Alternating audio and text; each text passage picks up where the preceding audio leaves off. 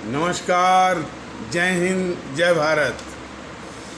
भारतीय अवाम ताकत दल अपने भारतीय भाई बहनों अर्थात अपने देश भारत की जनता अर्थात अपनी भारतीय अवाम से भारतीयता आधारित आपसी श्रद्धा, भारतीयता आधारित आपसी स्नेह, भारतीयता आधारित आपसी प्रेम, भारतीयता आधारित आपसी अखलाक मोहब्बत, भारतीयता आधारित आपसी सहयोग, भारतीयता आधारित आपसी सम्मान, भारतीयता आधारित आपसी एकता, भारतीयता आधारित आपसी भाईचारा तथा भारतीयता आधारित आपसी सद्भाव को समझने व उसे आत्मसात करके वैसा ही आचरण एवं व्यवहार करने हेतु और इसके पूरे देश में प्रचार प्रसार करने हेतु और इसकी अहमियत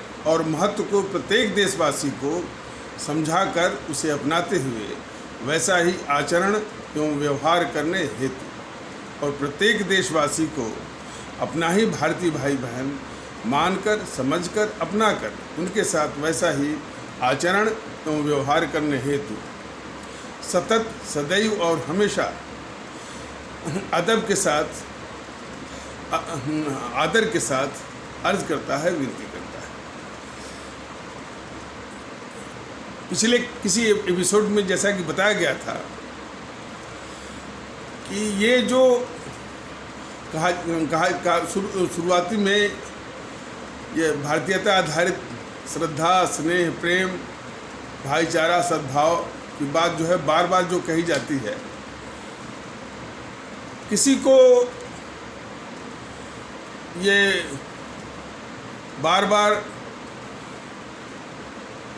मतलब ये इस रूप में मैंने कह सकते हैं कि बार बार ऐसा क्यों कहा जाता है, इसकी बारंबारता, इसकी फ्रिक्वेंसी क्यों है, इसकी बारंबारता क्यों है,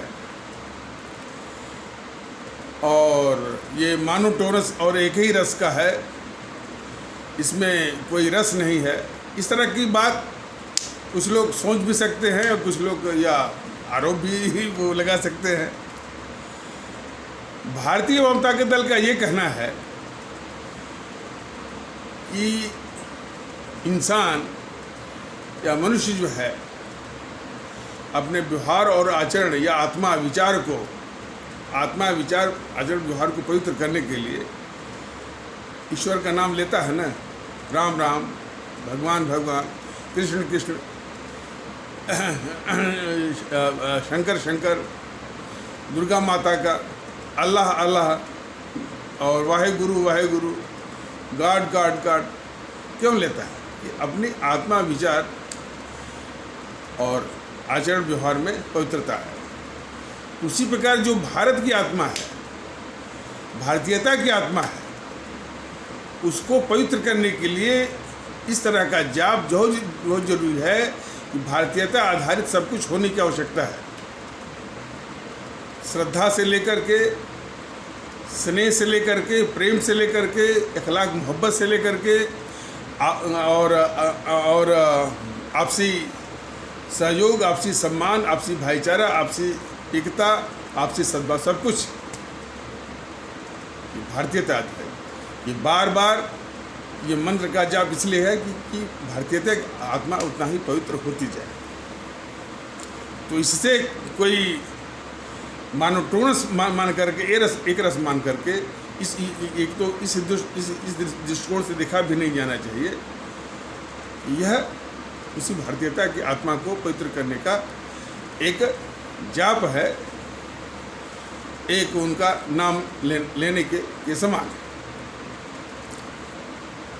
दूसरा ये है कि जो भारतीय अवाम ताकत दल जो 10-12 महीनों से YouTube के संदेश या पैगाम के माध्यम से अपने भारतीय भाई बहनों में ये भारतीयता का संदेश का संचार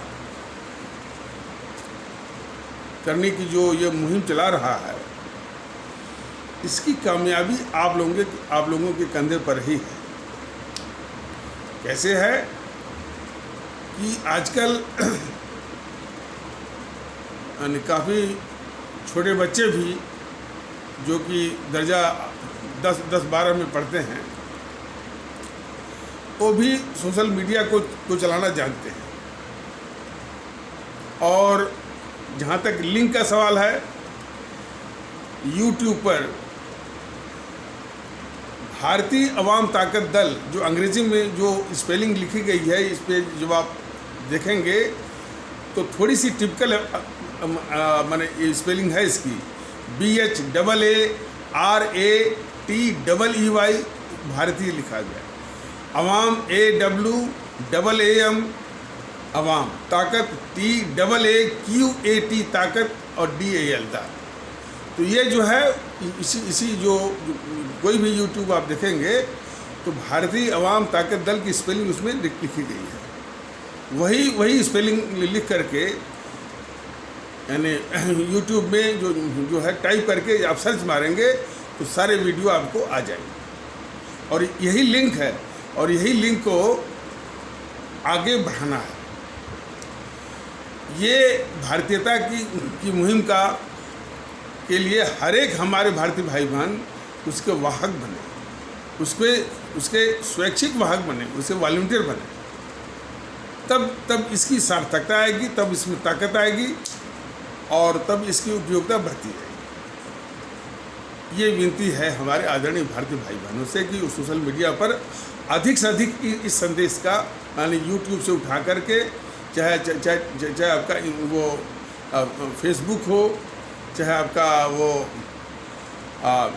ये आपका ट्विटर हो, चाहे इंस्टाग्राम हो, चाहे जो कोई भी हो, उस पर अधिक से अधिक इस संदेश को आगे बढ़ाएं।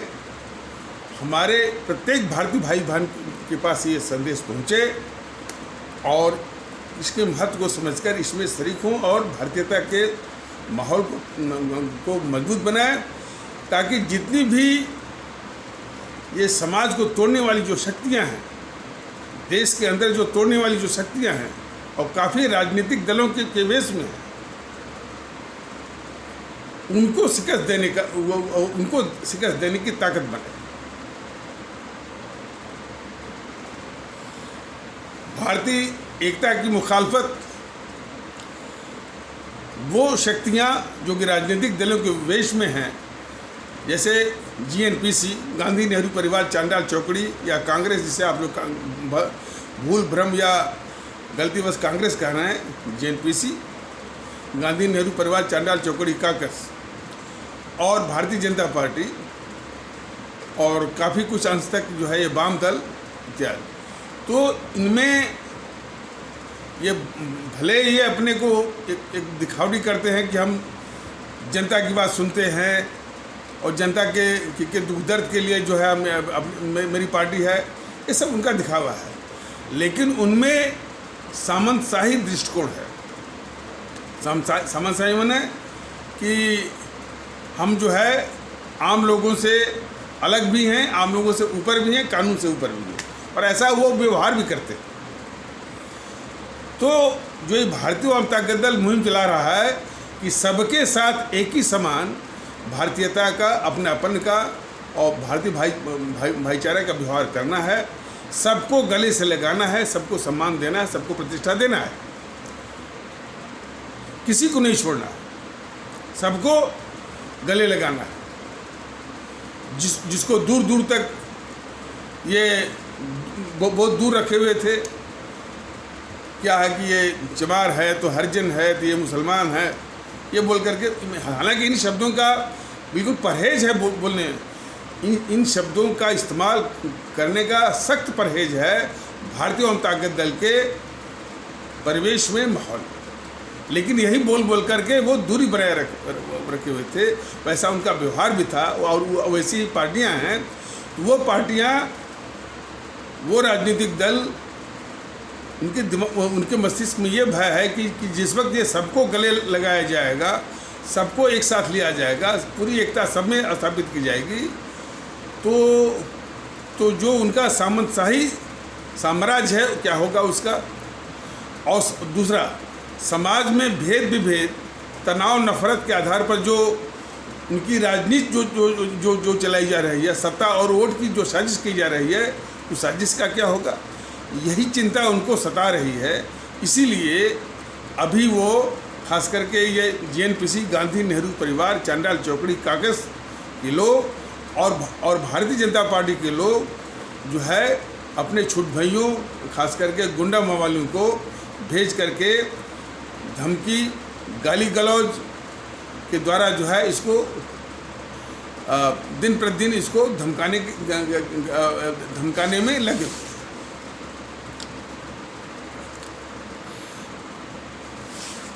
और विशेषता इस बात की है कि वो जो कहने वाले हैं, जो धमकाने वाले हैं, उनकी बातों से जरा भी नहीं लगता है कि आखिर जो ये भारतीयता के जो संदेश भारतीय जनता दल दे रहा है उसको वो देखे भी हैं कि नहीं, पढ़े भी हैं कि नहीं, वो किस लिए है, जरा भी से मतलब नहीं है। बस इसको बंद कर दो।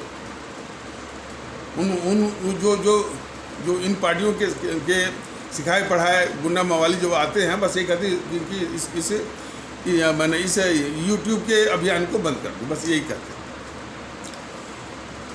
तो इसको हमारे आदरणीय भारतीय भाई बहन, हमारे आदरणीय भारतीय आवाम बहुत गंभीरता से और मैंने बहुत गौर करके सोचे कि ये ताकतें अभी चूँकि कोरोना का ये काल है, भारतीय आवाम ताकत दल या मेरी भी उम्र 60 के ऊपर है, तो वो आने में थोड़ी सी एहतियात है, देरी है। तो अब इसी का वो लाभ उठा रहे हैं।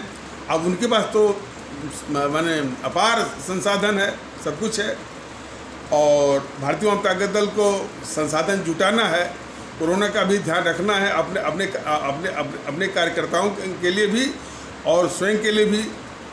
तो ये सब बातें लेकिन हम लोग आएंगे आप लोगों के बीच में। तो ये जो है मूलतः जो है जो भारतीयता का जो इस तरह मुहिम आंदोलन है, जो अभियान है, ये वैसे ही है जिस तरह से हमारे मुल्क को, हमारे देशवासियों को अंग्रेज़ों की गुलामी से आज़ाद कराना था। आज ये जो देश विरोधी शक्तियां हैं और जो राजनीतिक दलों के वेश में हैं, वो उन अंग्रेज़ों से भी ज़्यादा खतरनाक है। इनको परास्त करने का तरीका थोड़ा आसान है।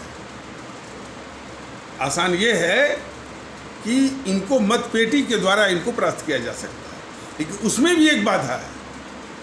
उसमें भी बाधा है कि हम अपने निजी स्वार्थ को त्याग करके और राष्ट्र की बात सुन करके, क्योंकि राष्ट्र के हित में हमारा हित है, समाज के हित में हमारा हित है, लोगों की भलाई में अपनी भलाई, इस दृष्टिकोण से जो, और यही चीज़ जो भारतीय जनता दल सिखा रहा है, इस दृष्टिकोण से इनको जो है पहले तो शिकस्त देना है और इनको निस्तेज और शक्तिहीन और कर देना है मतपेटी पर, और फिर इनको यदि भारतीय जनता दल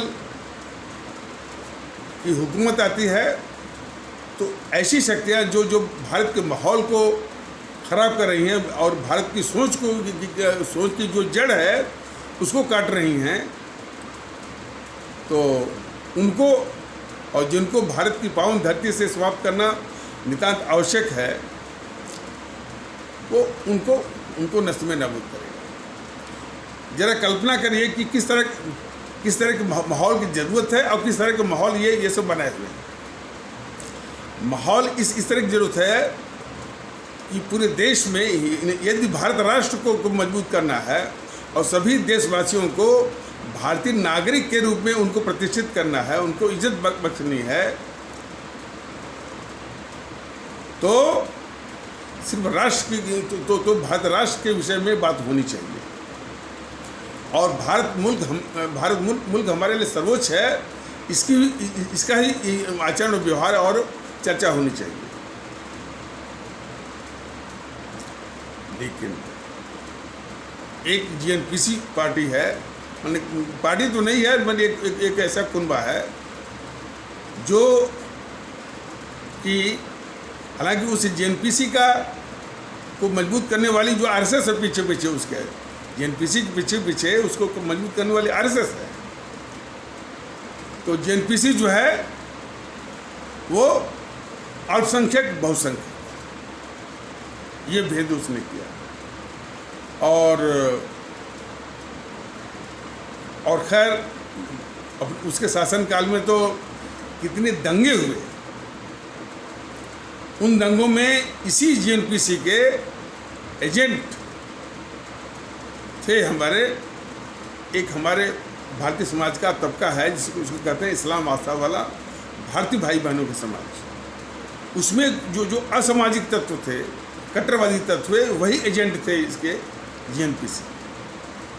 और उसी के द्वारा जो है दंगा वो भड़काना, जब दंगा भड़क जाता था तो जो माने ये हिंदू सनातन में भी वो कट्टरवादी हैं, उनके द्वारा जो है पूरा विध्वंस और काफ़ी जो है वो ये इस्लाम आस्था वाले भारतीय भाई बहनों का समाज ही उसका शिकार बन जाता है। अक्सर ये इस तरह के दंगों को देखा गया, लेकिन भड़काने वाले वही जेएनपीसी के वो एजेंट जो कि इस्लाम आस्था वाले भारतीय भाई बहनों के समाज के कट्टरवादी और असामाजिक तत्व।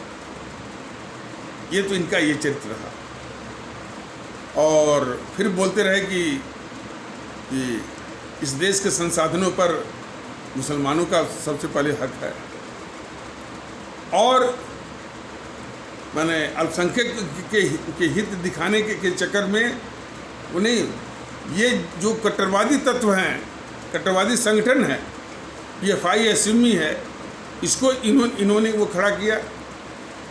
चुनाव के वक्त में तमाम इस तरह के मिसाल हैं, तमाम हैं कि जब भी विधानसभा का कर्नाटक विधानसभा का जो चुनाव हो, लोकसभा का चुनाव हो, केरल के जो चुनाव हो, तो इन्हीं पीएफआई का, सिमी का, एसडीपीआई का ये जेएनपीसी इस्तेमाल करती रही है। और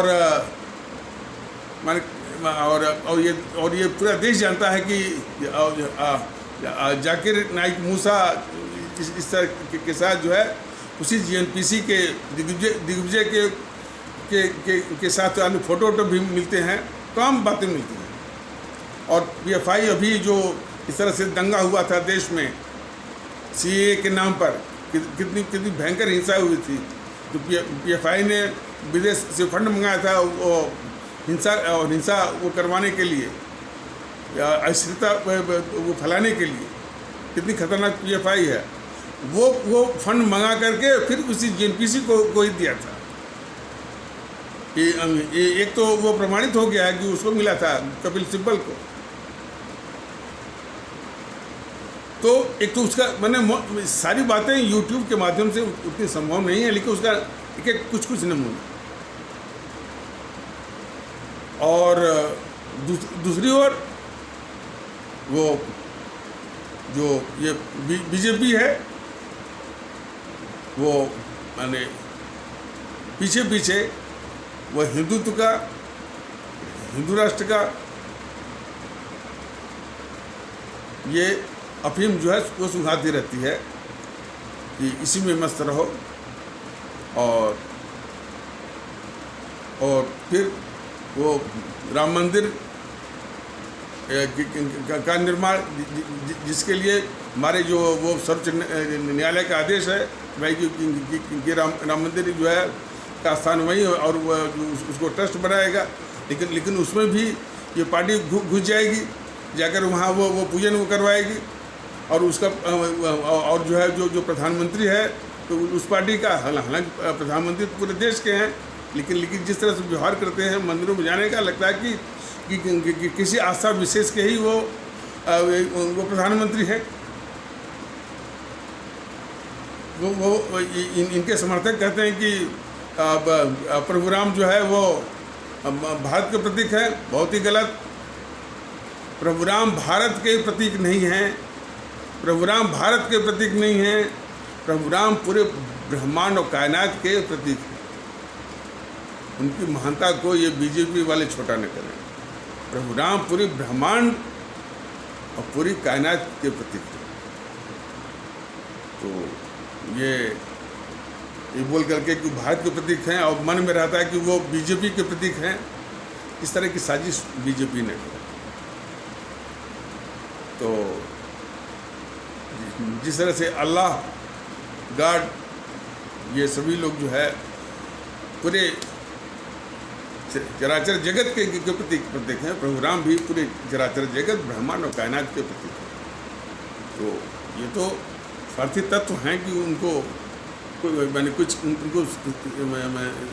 उनको सिमटा करके अपने स्वार्थी जो साम्राज्य बनाए हुए हैं उसी का प्रतीक बनाने की वो कोशिश करते रहते हैं।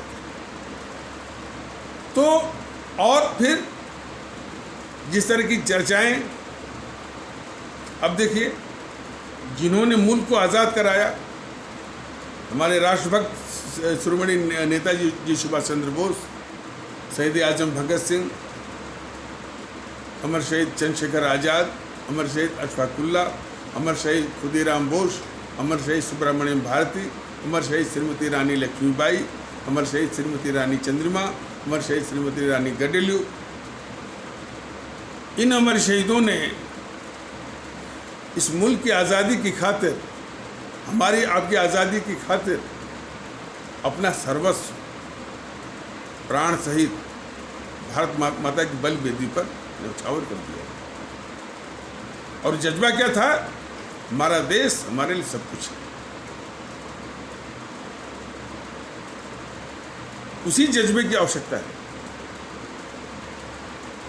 तो इस जज्बे से उन हमारे अमर शहीदों ने अपनी जान दे करके, हंसते हंसते फांसी के फंदे को चूम करके, हंसते हंसते मौत को गले लगाकर मुल्क आज़ाद कराया।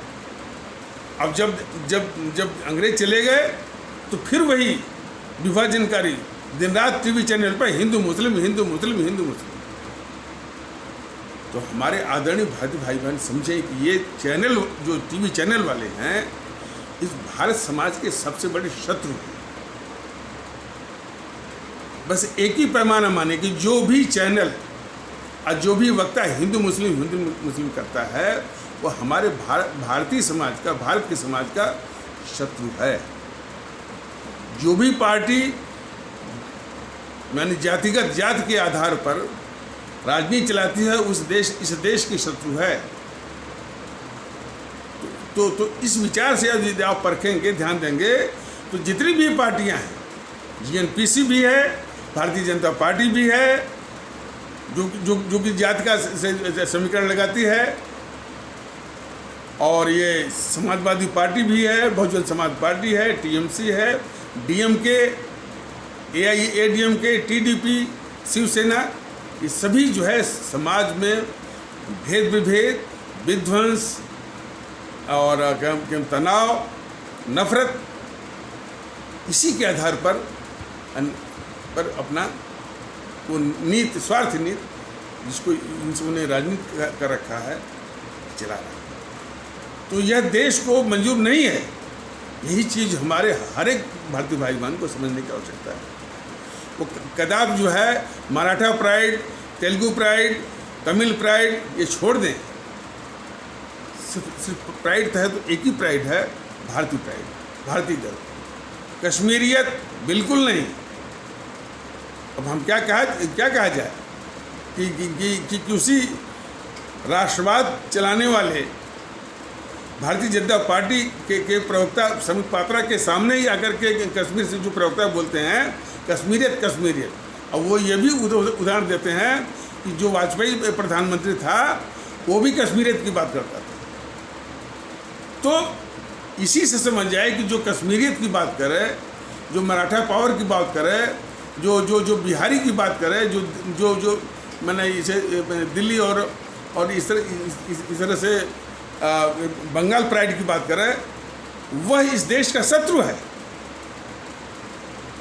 एक तो जो हमारे अमर शहीदों ने अपनी जान देकर मुल्क को आज़ाद कराया, उस जज्बे से भी देखिए, और भारत के संविधान ने जो है वो सारी इस तरह की हमारी जो पहचान थी, वजूद थे, सबको समाप्त करके एक ही वजूद दिया कि हम इस देश के भारतीय नागरिक हैं। इसी हकीकत को समझकर इसी को एहसास करने की ज़रूरत है। इसी के आधार पर भारतीयता आधारित एकता, भाईचारा सब कुछ महसूस करने और व्यवहार में लाने की और वैसा आचरण करने की उनको सख्त ज़रूरत है। अब तक नहीं किया कोई बात नहीं है, लेकिन अब जरूर करेंगे। लेकिन जब तक ये ताकतें रहेंगी इस देश में, राजनीतिक दलों के देश में, GNPC गांधी नेहरू परिवार चांडाल चौकड़ी कागज, जिसे कि आप लोग गलतीवश जो है कांग्रेस कह रहे हैं, ये वाम दल हुए, भारतीय जनता पार्टी हुई, और भी जो है छोटे छोटे छत्रपों की जो पार्टी है, ये Samajwadi party, Bahujan Samaj party, TMC, NCP, Shivsena, TDP, AIADMK, Akali, तब तक जो है भारतीयता के माहौल को स्थापित करने जो है करने में बहुत दिक्कत हो, और ये सब कभी होने नहीं देंगे। इसलिए पूरे देश के लोग भारतीयता के माहौल को अपनाएं और जो उसके आधार पर जो है भाईचारा और सद्भाव की बात को आगे बढ़ाएं, और इनको जो पहली जो शिकस्त देनी है मतपेटी, और उसका उपाय ये है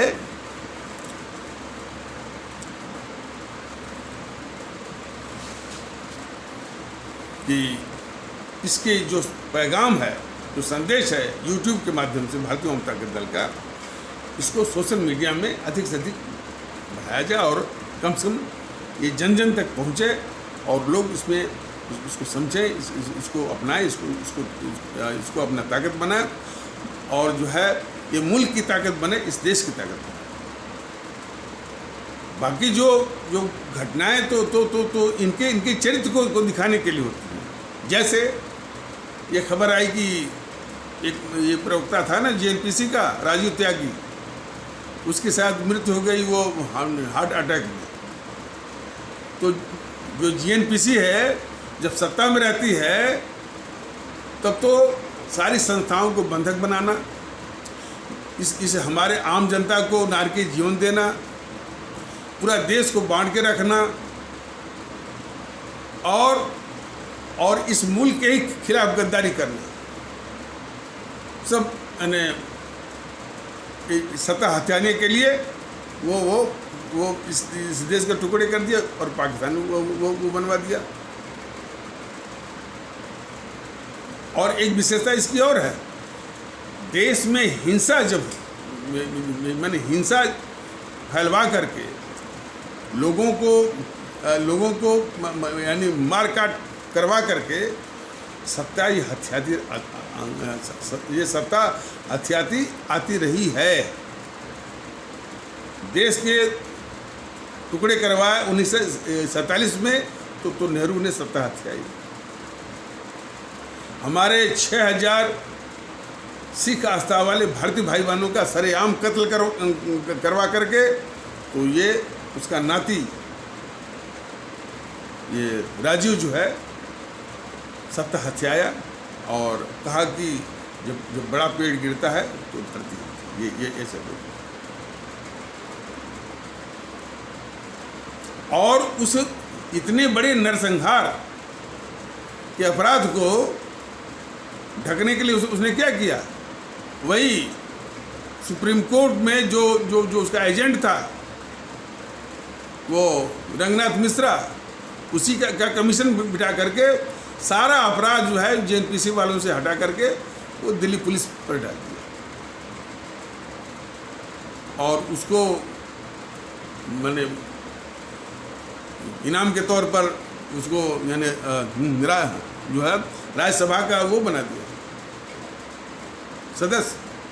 यही तो जो मुनव्वर राणा ऐसे गद्दारों को पता नहीं है कि 6000 हमारे सिख आस्था वाले भारतीय भाई बहनों का कत्ल करवा करके वो रंगनाथ मिश्रा के कमीशन के द्वारा सारे अपराध को ढका गया।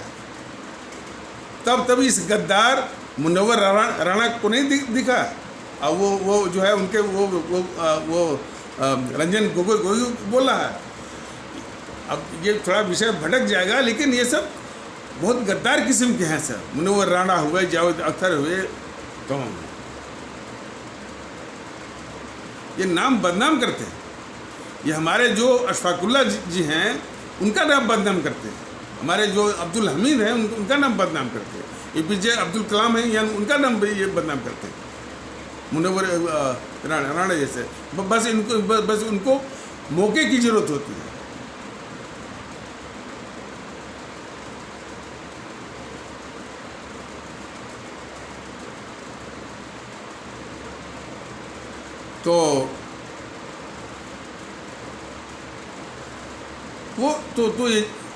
तो ये JNPC जब सत्ता में नहीं होती है तो सत्ता हथियाने के लिए देश में अस्थिरता, हिंसा, भेद विभेद, और फिर इसका एक बहुत बड़ा हथियार है झूठ और अफवाह। हमारे देश के लोग इतना समझ जाएं कि ये इस JNPC का वो राहुल, सोनिया, प्रियंका से लेकर के उसका हर एक नेता, हर एक कार्यकर्ता, हर एक प्रवक्ता झूठ ही बोलता है, तभी इस देश का बहुत कल्याण हो जाएगा। उसके किसी भी बात को न तो सच मानना है और न तो उसको गंभीरता से लेना है। सब झूठ ही बोलते हैं। तो वो झूठ बोलने वाला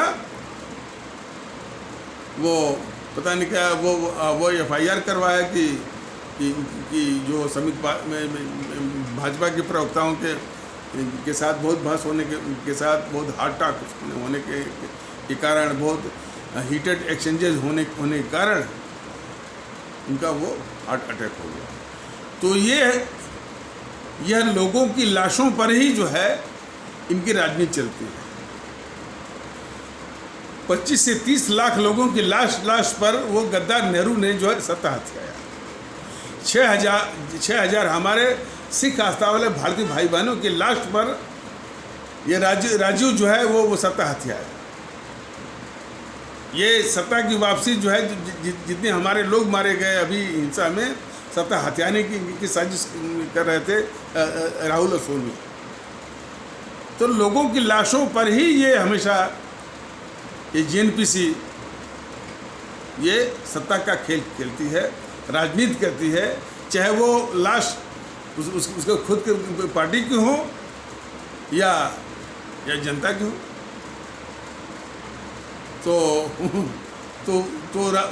तो राजीव त्यागी के लाश पर भी वो राजनीति उसमें। अब जबकि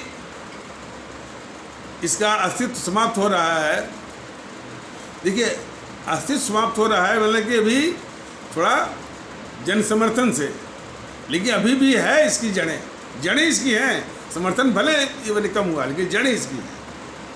इसी कारण से केरल में अभी जो लोकसभा का चुनाव हुआ था 2019 का, 20 में से 18 सीटें आई हैं लोकसभा की। ये समझने की जरूरत है। ये बहुत ही गंभीर विषय है कि केरल के हमारे जो भारतीय भाई बहन हैं, और वो भी कहते हैं और देश भी जानता है कि उनकी शिक्षा जो है 100% की है, सबसे शिक्षित प्रदेश है। लेकिन वो हमारे भारतीय भाई बहन उनको समझना पड़ेगा कि उनकी शिक्षा का ये मतलब नहीं है कि संसद में उनको भेजें या उनको अपना प्रतिनिधि बनाएं जो इस देश के शत्रु हैं, जो इस देश के गद्दार हैं। ये कलंक है, यानी वो इस तरह की सोच पर। करणी सेना ने जो इसको समर्थन देकर के गहलोत की सरकार बना दिया, करणी सेना की सोच पर जो है वो लानत है। कौशिक लोगों ने जो वोट दिया हरियाणा में इस JNPC को, उस सोच पर भी लानत है। तो इस तरह कहने का मतलब कि जो देश के गद्दार पार्टी को जो वोट दिया जा रहा हमारे भारतीय भाई बहनों के द्वारा, उस सोच पर भी लानत है। ऐसा सोचने की आवश्यकता है। ये बहुत दुख की बात। दूसरे देश वाले माने क्या सोचते होंगे कि ऐसी पार्टियां जो वहाँ पर देश के साथ गद्दारी कर रही हैं वो वोट पा रही हैं।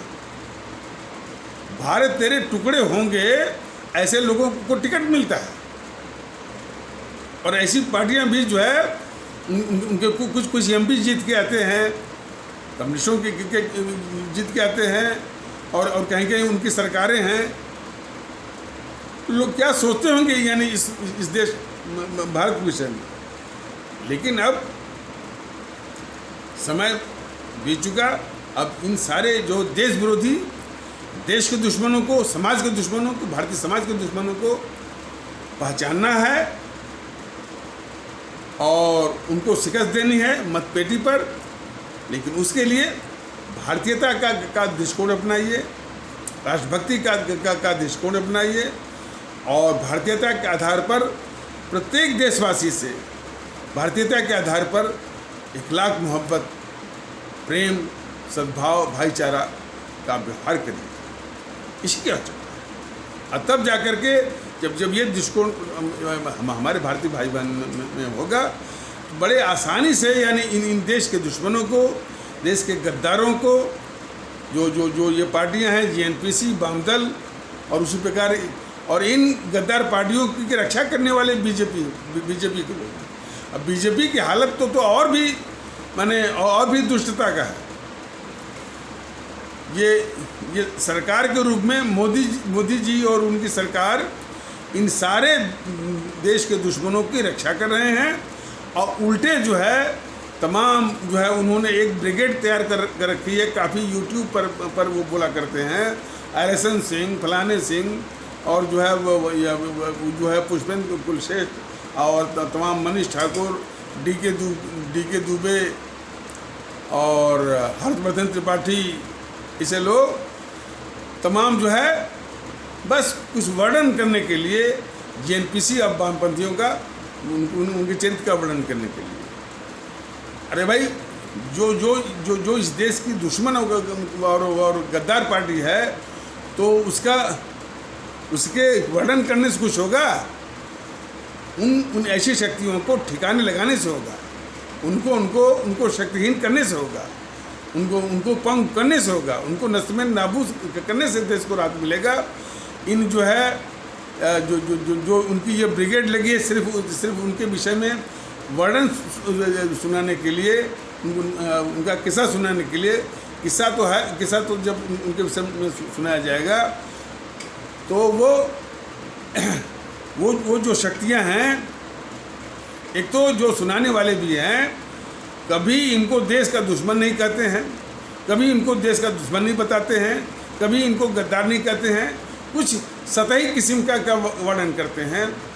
और सिर्फ उनका मेन जो मोटिव रहता है, जो बीजेपी की ओर से तमाम इस तरह से जो फौज लगाई गई है, मैंने वो हर्षवर्धन त्रिपाठी, डी के दुबे और पुष्पेंद्र कुलश्रेष्ठ, आरएसएन सिंह जैसे लोगों की सिर्फ जो है सतही तौर पर इनका वर्णन करना, लेकिन ताकि बीजेपी के पक्ष में एक वोट का माहौल बने। और जो है और जब कार्रवाई करनी ही नहीं है तो फिर इस तरह के प्रलाप से क्या फायदा? इस तरह की साजिश जो है, मतलब कि सरकार के रूप में ये देश विरोधी ताकतों को, देश के गद्दारों को पाल रहे मोदी जी, और उनका सतही माने एक सतही आर्टिफिशियल कृत्रिम दिखावा वर्णन करने के लिए, ताकि बीजेपी के पक्ष में मैंने एक वोट का माहौल बने। ये उन्होंने एक फौज वो खड़ी कर रखी है। तमाम ये डी के दुबे, नीरज अत्री, हर्षवर्धन त्रिपाठी, आरएसएन सिंह, पुष्पेंद्र कुलश्रेष्ठ जैसे लोग, सिर्फ एक झूठा प्रलाप। तो इस साजिश को समझिए कि देश के दुश्मनों को पालना भी है और फिर उनका एक सतही वर्णन करके वोट भी लेना है। ये कितनी खतरनाक साजिश। और बाकी बचा तो हिंदुत्व और हिंदू राष्ट्र की अफीम सुना करके उनको यानी उनका जो यानी राष्ट्र के विषय में सोच सकते हैं, उस सेंसेशन को, उस सेंस को भी मैंने शक्तिहीन कर देना है। ये इनकी साजिश है कि देश के विषय में हम सोच सकें, राष्ट्र के विषय में सोच सकें। सिर्फ जो है ऐसे लोगों को वो हिंदुत्व और इसकी और हिंदू राष्ट्र की अफीम सुंघा करके वो उसी में उनको मस्त कर देना है। राष्ट्र के विषय में सोचें, देश के विषय में सोचें, अपने भारतीय भाई बहनों में सोचें। इस तरह की भावना को, इस तरह के जज्बे को भी समाप्त करने की साजिश भारतीय जनता पार्टी की है। तो इस तरह से बहुत खतरनाक ये खेल खेले बीजेपी। बाकी उसका मत देखिए कि कितनी सड़कें बना रही, क्या बना रही, मत देखिए। जो खेल खेल रही है इस राष्ट्र भारत राष्ट्र के लिए, वो भारत राष्ट्र के खिलाफ, उसको देखने। तो अब ये विषय लंबा न हो जाए, इसलिए इन्हीं आवश्यक शब्दों के साथ आवश्यक परिचर्चा को यहीं पर विराम दिया जाता है। तब तक के लिए नमस्कार, जय हिंद, जय भारत।